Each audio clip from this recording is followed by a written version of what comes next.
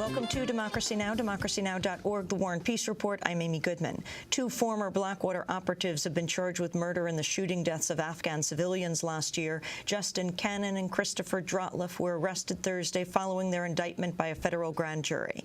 The news broke just hours after it was revealed Blackwater had reached a settlement for the shootings of around 70 Iraqis. Blackwater's reportedly paying $100,000 for each of the Iraqis killed by its forces and between $20,000 to $30,000 to each Iraqi wounded. News of the settlement came a week after a federal judge dismissed manslaughter charges against 5 Blackwater operatives involved in the Nisour Square massacre that killed 17 Iraqi civilians. We'll have more on Blackwater after headlines.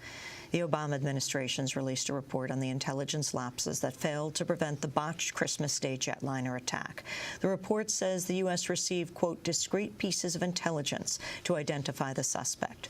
Umar Farouk Abdulmutallab, as early as October, should have kept him off the plane. Abdulmutallab was ultimately flagged for extra screening while the plane was in flight. Singling out the National Counterterrorism Center and the CIA, the report also says U.S. intelligence agencies had focused too heavily on al-Qaeda plans to strike U.S. targets in Yemen instead of directly inside the United States. Speaking from the White House, President Obama said he'd ordered changes to address the security lapses.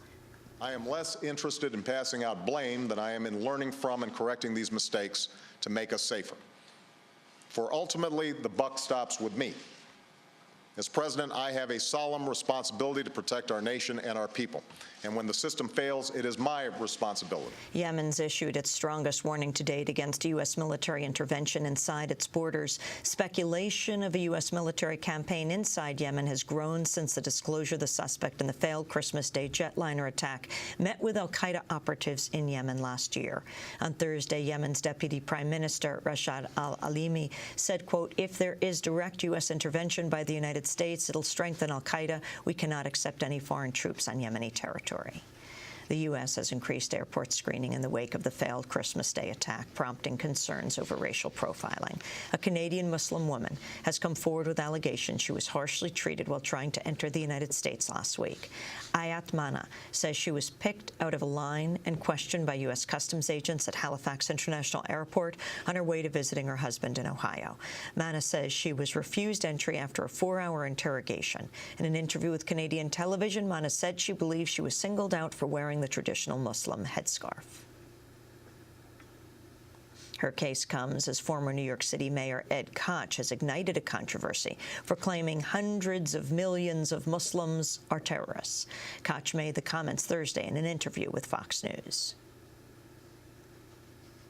Of course, the vast majority of Muslims, there are 1,400,000,000, are not terrorists, but there are hundreds of millions who are.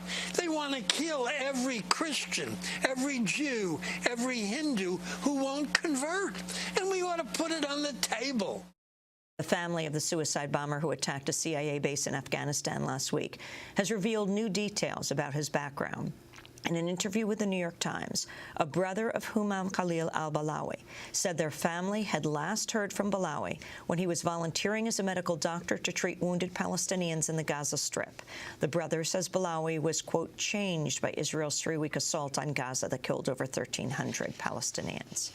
In Afghanistan, new figures show children account for the most deaths in the over 8-year U.S.-led war. The Afghanistan Rights Monitor says over 1,050 people under the age of 18 were killed in Afghanistan last year, an average of at least 3 every day. The Pentagon says it's opened a probe into allegations 2 teens were beaten and tortured while imprisoned at the Bagram Air Base last year. The teens, Isa Muhammad and Abdul Rashid, were 17, the younger 16 at the time. They say they were punched and slapped in the face, photographed naked, deprived of sleep while being held in solitary confinement. Rashid said he was also forced to look at pornography. Meanwhile, a Washington, D.C. appeals court has begun hearing arguments in the government's attempt to prevent 3 Bagram prisoners from challenging their detention. The Obama administration's appealing a lower court ruling granting the prisoners habeas corpus rights because they were seized outside Afghanistan. The Obama White House has continued the Bush administration policy of refusing to recognize the legal rights of foreign prisoners held overseas. A top UN official says he believes video footage apparently showing Sri Lankan soldiers summarily executing Tamils during clashes last year is authentic. The video shows what appears to be Sri Lankan soldiers killing unarmed, naked, and blindfolded Tamils. Sri Lanka's dismissed the videos as a forgery, but on Thursday, the UN Special Rapporteur on extrajudicial killings, Philip Alston, said the tape is authentic and called for an independent inquiry. The conclusion clearly is that the videotape is authentic.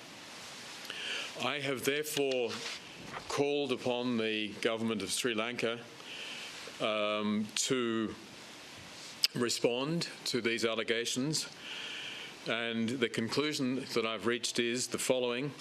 In light of the persistent flow of other allegations of extrajudicial executions committed by both sides during the closing phases of the war against the LTTE, I call for an independent inquiry to be established to carry out an impartial investigation into war crimes and other grave violations of international humanitarian and human rights law allegedly committed in Sri Lanka.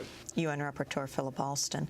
In Israel and the occupied territories, at least 3 Palestinians were killed Thursday when Israeli warplanes bombed the Gaza Strip. The dead reportedly included a 15-year-old Palestinian boy. Several more Palestinians were wounded. Back in the United States, newly disclosed emails show the Federal Reserve Bank of New York asked the bailed-out insurance giant AIG to hide details on the billions of dollars it paid to banks at the height of the financial meltdown. In what some have called the backdoor bailout, AIG gave nearly $13 billion to Goldman Sachs and tens of billions more to other firms, including Bank of America, Merrill Lynch, J.P. Morgan Chase, Morgan Stanley, and several foreign banks. The newly revealed emails show the New York Fed deleted a reference in an AIG regulatory filing documenting payments to Goldman Sachs and the French bank Société Générale. Treasury Secretary Timothy Geithner was head of the New York Fed at the time. An exhaustive new scientific study concludes the coal mining practice of mountaintop removal is so dangerous to the environment and public health that it should be banned. Published in the journal Science, the study by a team of 12 scientists is said to be the most comprehensive look at mountaintop removal to date. The study says increases in birth defects, cancers, fish kill, and water contamination were among the effects of mountaintop removal. The study's lead author, Margaret Palmer of the University of Maryland researcher, said, quote, "Scientists are not usually that comfortable coming out with policy recommendations, but this time the results were overwhelming. The only conclusion that one can reach is that mountaintop mining needs to be stopped." The study comes on the heels of this week's controversial approval of a new mining permit for the Hobbit 45 mine in West Virginia. The Environmental Protection Agency has unveiled new standards for regulating smog. The new standards would set the primary standard for smog levels at 60 to 70 parts per billion.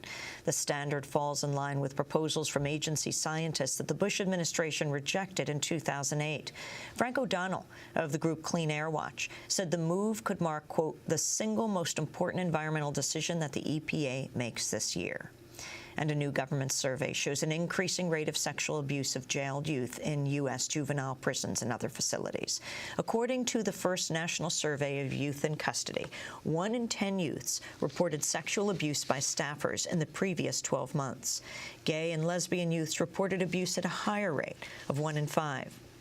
Jamie Fellner of the U.S. program at Human Rights Watch said, quote, "The high rates of victimization are powerful testimony to the failure of governments to safeguard the boys and girls in their care." And those are some of the headlines. This is Democracy Now!, democracynow.org, the War and Peace Report. I'm Amy Goodman with Juan Gonzalez. And welcome to all of our listeners and viewers around the country and around the world.